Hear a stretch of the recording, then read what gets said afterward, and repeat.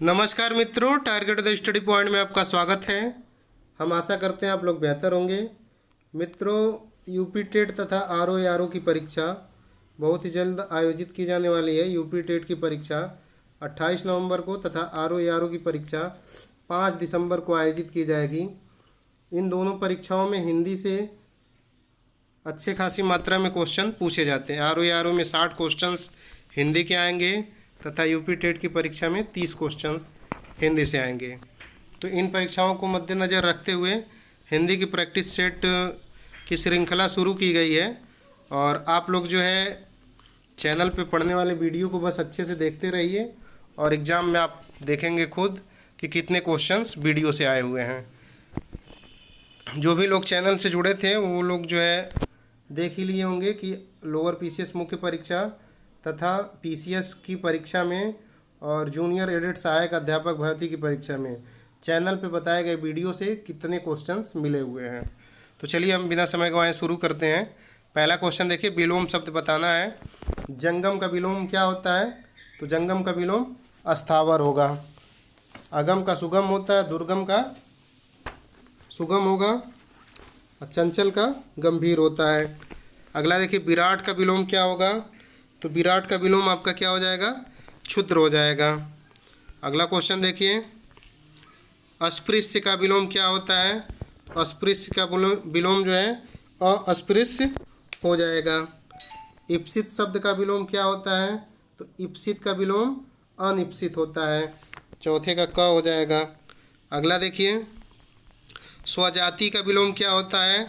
तो स्वजाति का परजाति होगा या बी जाति होगा। तो ऑप्शन घ सही हो जाएगा। स्वजाति का बी जाति। साधु का विलोम क्या होता है? तो साधु का विलोम हो जाएगा असाधु हो जाएगा। साध्वी इसका स्त्रीलिंग होता है। कितने लोग साध्वी मार देते हैं? तो साधु का विलोम असाधु होता है, साध्वी उसका स्त्रीलिंग होता है। उन्मूलन का विलोम क्या हो जाएगा? तो उन्मूलन का विलोम जो है रोपण होता है। और वही उन्मीलन रहता तो निमीलन हो जाता। सातवें का घ हो गया। अथ का विलोम क्या होता है? अथ का विलोम होता है ईति होता है। अथ का ईति होता है।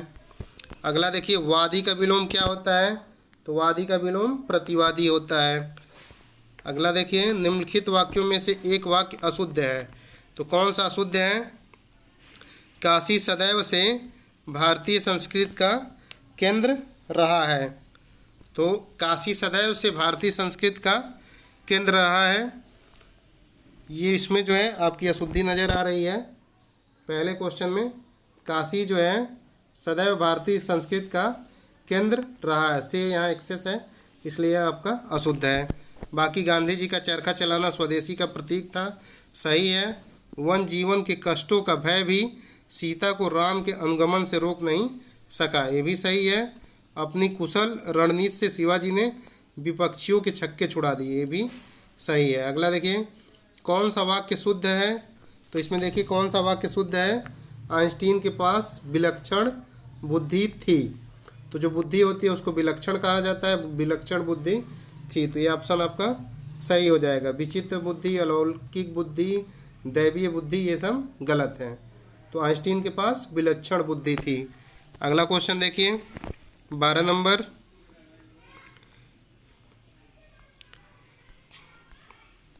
कौन सा वाक्य शुद्ध है? तो देखिए 12वां क्वेश्चन में आपका शासन संबंधी कार्य अधिक विख्यातपूर्ण है। तो विख्यातपूर्ण नहीं होगा, महत्वपूर्ण हो सकता है। अगला देखिए, आपको भूमि भवन वाहन का अभिनव सुख की प्राप्ति हो। तो यहाँ पे जो है वचन संबंधी अशुद्धियाँ हैं। आपको भूमि भवन वाहन का अभिनव सुख की का नहीं होगा, का यहाँ पे ऑड लग रहा है तो ये भी गलत है। यह समाचार पूरे, जब देश भर रहेगा तो वहाँ पूरा नहीं आएगा, या फिर पूरे देश आएगा भर नहीं आएगा, तो ये भी गलत है। अगला देखिए, तुम्हें कल कुछ हो जाए तो मैं कहीं का नहीं रहूँगा, ये आपका शुद्ध वाक्य है। अगला क्वेश्चन देखिए, निम्नलिखित में से कौन सा वाक्य शुद्ध है? यह आपकी अनाधिकार चेष्टा है। तो अनाधिकार नहीं होता है, अनधिकार होता है। तो यह आपकी अनधिकार चेष्टा है, ये आपका सही हो जाएगा। शुद्ध शब्द जो होता है अनधिकार होता है। अगला क्वेश्चन देखिए, निम्नलिखित वाक्यों में से शुद्ध वाक्य क्या है? तो श्री कृष्ण के अनेकों नाम है। अनेकों नहीं होता है, जहाँ भी आएगा अनेक आएगा। श्री कृष्ण को अनेकों नामों से पुकारा जाता है, ये भी गलत है। भगवान श्री कृष्ण के अनेकों नामों का उल्लेख है, ये भी गलत है। श्री कृष्ण के अनेक नाम हैं, तो ये आपका सही हो जाएगा। अनेक हमेशा जो है ऐसे आएगा, अनेकों नहीं कोई शब्द होता है। अगला देखिए, निम्नलिखित वाक्यों में शुद्ध वाक्य क्या है? उसकी समस्या का निवारण हो गया। समस्या का निवारण नहीं होता है, समस्या का समाधान किया जाता है। शंका का, समस्या का निवारण होता है, शंका का समाधान होता है। तो उसकी शंका समाप्त हो गई, ये भी नहीं सही है, ये भी नहीं सही है। उसकी शंका का समाधान हो गया, तो ये आपका सही है। शंका का समाधान होता है, समस्या का निवारण होता है। अगला क्वेश्चन देखिए, किस शब्द की वर्तनी अशुद्ध है? तो इसमें देखिए किसकी वर्तनी अशुद्ध है, तो निरनुनासिक होता है, सही है। छिद्रान्वेषी, ये भी आपका सही है। गत्यर्थ भी होता है। अंतः चेतना नहीं होता, अंतः चेतना होती है, तो ये आपका अशुद्ध है, तो यहाँ घ सही हो जाएगा। अगला देखिए, निम्नलिखित में से शुद्ध वर्तनी वाला शब्द क्या है? तो हिरण्य कशिपु होता है, न कि हिरण्य कश्यपु होता है, न हिरण्य कश्यप होता है, न हिरण्य कश्यप होता है। ये भी गलत है, ये भी गलत है, ये भी गलत है। शुद्ध शब्द क्या होता है? हिरण्य कशिपु, तो ऑप्शन ख सही हो जाएगा। अगला देखिए, शुद्ध वर्तनी वाला शब्द क्या है? 18 का। तो जो शुद्ध वर्तनी होता है वह आपका धोबिन होता है, न कि धोबिनी होता है। धोबिन पे छोटी की मात्रा ब पे होती है, न धोबनी होता है, तो यहाँ ऑप्शन ए सही हो गया, धोबिन। अगला देखिए, निम्नलिखित में से शुद्ध वर्तनी वाला शब्द क्या है? 19वां क्वेश्चन हम लोग देखें तो क्लेश। देखिए क्लेश कैसे लिखा जाता है? क्लेश सही तरीके से ऐसे लिखा जाता है, इसमें दन बड़ा वाला स रहता है, तालव्य स, इसको तालव्य स बोला जाता है। तो क्लेश कैसे लिखा जाएगा?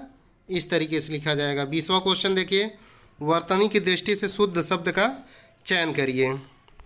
तो अनुग्रहित, अनुग्रहित कोई शब्द नहीं होता है, शब्द क्या होता है? अनुगृहित होता है, तो ऑप्शन ख यहाँ पे सही हो जाएगा। अगला क्वेश्चन देखिए, जिसका जन्म कन्या के गर्भ से हुआ हो, तो जो कन्या के गर्भ से जन्म लेता है उसके लिए एक शब्द क्या है? कानीन होता है। अगला क्वेश्चन देखिए, पेट की अग्नि को क्या कहा जाता है? तो जो पेट की अग्नि है जठराग्नि होती है, समुद्र की अग्नि बड़वाग्नि होती है, और जंगल की अग्नि दावाग्नि होती है। इसमें बहुत कन्फ्यूजन होता है, तो इसको क्लियर कर लीजिए आप लोग अच्छे से कि पेट की अग्नि जठराग्नि, वन की अग्नि दावाग्नि, और समुद्र की अग्नि बड़वाग्नि। अगला देखिए, जिसके पेट में माँ ने रस्सी बांध दी हो, रस्सी को दाम भी कहा जाता है, तो जिसके पेट पे रस्सी बांध दी गई हो उसे दामोदर कहा जाता है। अगला क्वेश्चन देखिए, थोड़ा नपा तुला भोजन करने वाला, उसके लिए वाक्यांश के लिए एक शब्द क्या होगा?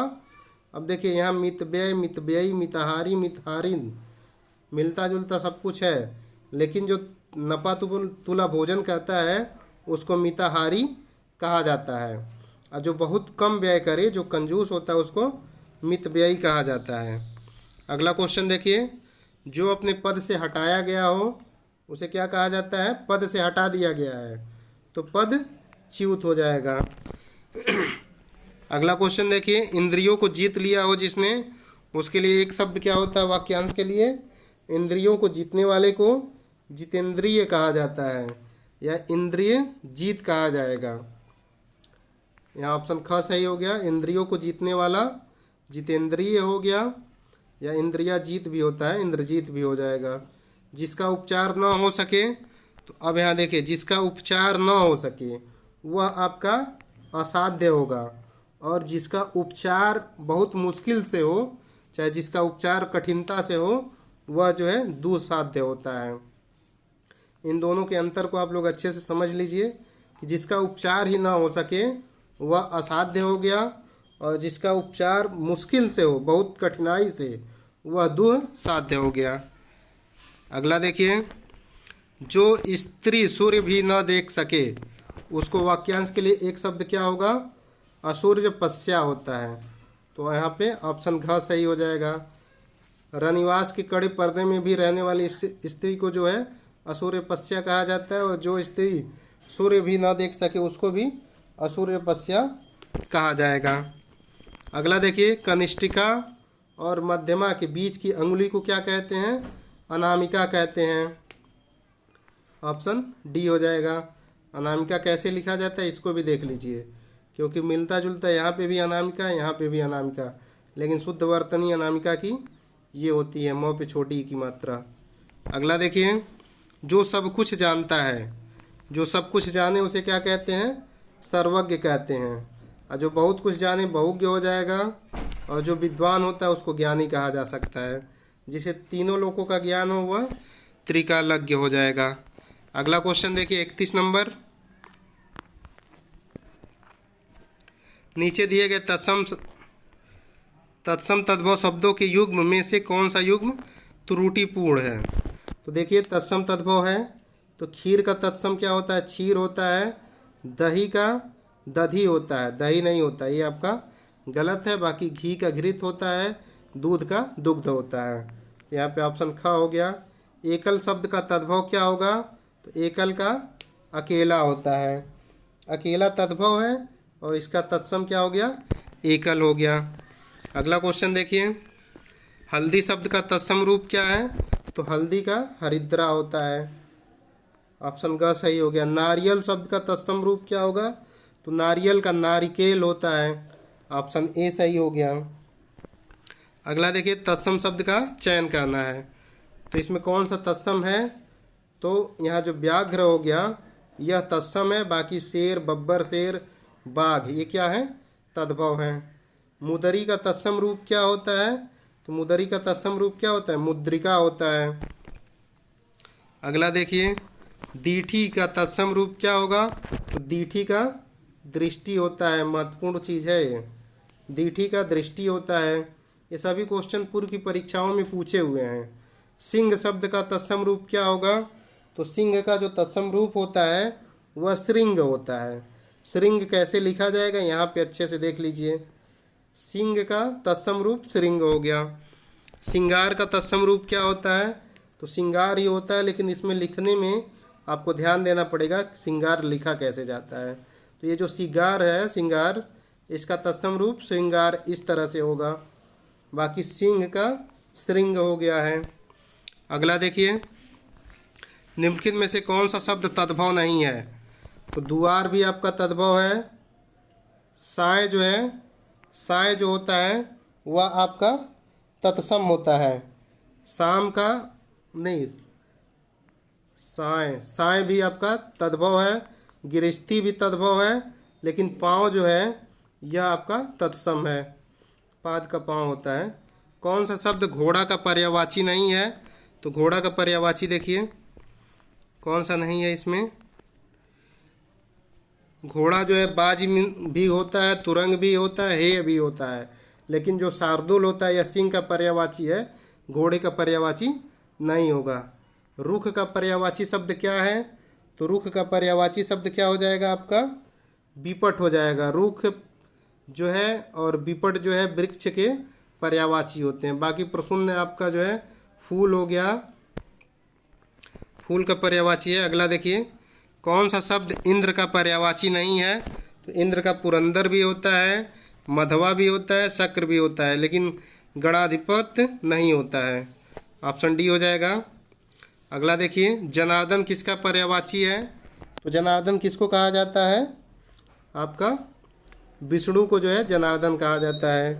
विष्णु का पर्यायवाची जनार्दन हो गया। निम्नलिखित में से कौन सा शब्द निशीथ का पर्यायवाची नहीं है? तो निशीथ होता है रात का पर्यायवाची, तो यहाँ रजनी हो जाएगा, निशा हो जाएगा, रात्रि हो जाएगा, लेकिन तम नहीं होगा। तो यहाँ पे कौन सा सही हो गया? 45 का ग हो गया। अगला क्वेश्चन देखिए, प्राची का पर्यायवाची शब्द क्या है? तो प्राची का पर्यायवाची होता है पूर्व। प्राची या प्राचीन से ही समझिए। प्राची का पर्यायवाची शब्द पूर्व होता है। बगीचा शब्द का पर्यायवाची क्या है? तो आराम भी बगीचा होता है, उपवन भी होता है, वाटिका भी होता है। तो बगीचा का पर्यायवाची हो गया आराम हो गया। बाकी ये तीनों इसके पर्यायवाची नहीं है। आग शब्द का पर्यायवाची क्या है? तो आग का वैश्वनार होता है, अनिल होता है, हुतासन होता है, आग के पर्यायवाची होते हैं। पुंडरीक किसका होता है? कमल का होता है। शक्र किसका है? शक्र पर्यायवाची जो है तोते का होता है। अगला देखिए, निम्नलिखित में से कौन सा शब्द सूर्य का पर्यायवाची नहीं है? तो सूर्य का प्रभाकर भी होता है, दिनकर भी होता है, दिनेश भी होता है, लेकिन विभाकर जो होता है यह चंद्रमा का पर्यायवाची है। अगला देखिए, पर्यायवाची शब्द का अर्थ क्या है? तो पर्यायवाची का मतलब होता है कि समान भास, समान भास नहीं, समान अर्थ वाले शब्द। और जो विलोम होते हैं, विलोम का विपरीत अर्थ वाले शब्द होते हैं। तो पर्यायवाची क्या हो गया? समानार्थी शब्द हो गए। समुद्री सांप में घातक परंतु बहुत, आगे देखिए, समुद्री सांप में घातक परंतु बहुत कीमती जहर पाया जाता है। तो इसमें देखिए बताना है कितने विशेषण है और कितने विशेष्य हैं। तो सांप कैसा है? समुद्री है, तो एक विशेषण हो गया, सांप की विशेषता है। जहर कैसा है? घातक है, और जहर घातक भी है और कीमती भी है। तो यहाँ पे विशेषण कितने हो गए? 1 2 3 विशेषण। विशेष कितने हो गए? एक सांप हो गया, एक जहर हो गया। तो 3 विशेषण 2 विशेष्य हैं इसमें। ये आपका ऑप्शन ए हो गया। अगला देखिए, ऋषि संज्ञा शब्द से विशेषण शब्द क्या बनेगा? ये बहुत महत्वपूर्ण है, कई दफ़ा पूछा है। तो ऋषि का जो विशेषण होता है आर्ष होता है। अगला देखिए, वह कृषकाय व्यक्ति दौड़ने लगा। इस वाक्य में विशेष्य क्या है? तो किसकी विशेषता बताई जा रही है इस वाक्य में? व्यक्ति की। व्यक्ति कैसा है? कृषकाय। तो कृषकाय विशेषण हो गया, व्यक्ति जो है विशेष्य हो गया। एक प्रतिभा संपन्न छात्र का विशेषण क्या होता है? तो जो प्रतिभा संपन्न छात्र होता है उसको हम लोग क्या कहते हैं? मेधावी कहते हैं। अगला क्वेश्चन देखिए, जिस विकारी शब्द से संज्ञा की व्याप्ति मर्यादित होती है उसे क्या कहते हैं? विशेषण कहते हैं। विशेषण वे शब्द होते हैं जिससे संज्ञा या सर्वनाम की व्याप्ति मर्यादित होती है, यानी संज्ञा सर्वनाम को सीमित करते हैं विशेषण। अगला देखिए, इनमें से कौन सा शब्द विशेषण नहीं है? तो भयभीत भी किसी व्यक्ति की विशेषता होती है, भीरू भी होती है, निर्भीक भी होती है, लेकिन जो भव है भव विशेषण नहीं है। अगला क्वेश्चन देखिए, विशेषण शब्द का चयन कीजिए। तो यहाँ जो 5वां होता है, 5वां क्रमवाचक विशेषण हो गया। बाकी सरपंच, प्रपंच, पहुँच ये विशेषण नहीं है। इनमें से कौन सा युग्म विशेषण नहीं है? तो देखिए, छोटा बड़ा विशेषण हो गया, गुणवाचक विशेषण। हरा पीला भी गुणवाचक विशेषण हो गया। 2 3 भी संख्यावाची विशेषण हो गया। लेकिन राम व लक्ष्मण जो है किसी के नाम होंगे, यह विशेषता नहीं है। तो ऑप्शन घ सही हो जाएगा। अगला देखिए, दशरथ के प्राण राम के लिए आकुल थे। वाक्य में मुख्य विशेष्य क्या है? तो यहाँ पे विशेषता किसकी बताई जा रही है? प्राण की विशेषता बताई जा रही है। प्राण क्या है? आकुल है। तो मुख्य विशेष्य क्या हो जाएगा? प्राण हो जाएगा। यहाँ पे यही चीज़ समझने वाली है कि आकुल क्या चीज़ है? प्राण आकुल है, तो मुख्य विशेष प्राण होगा, न कि दशरथ होगा। अगला देखिए, नीली साड़ी में कौन सा विशेषण है? तो बताया गया है कि जहाँ रंग गुण ये सब बताया जाए तो वहाँ पे गुणवाचक विशेषण होता है। तो नीली साड़ी में कौन सा विशेषण हो गया? गुणवाचक विशेषण हो गया। तो मित्रों, ये 60 महत्वपूर्ण क्वेश्चन थे जो आपकी आगामी परीक्षाओं के लिहाज से बहुत ही उपयोगी साबित हो सकते हैं। इन क्वेश्चंस को आप लोग अच्छे से देखिए। वीडियो अच्छी लगती है तो इसे अधिक से अधिक शेयर करिए तथा चैनल पे सब्सक्राइबर बढ़ाने की मुहिम को तेज करिए। धन्यवाद दोस्तों।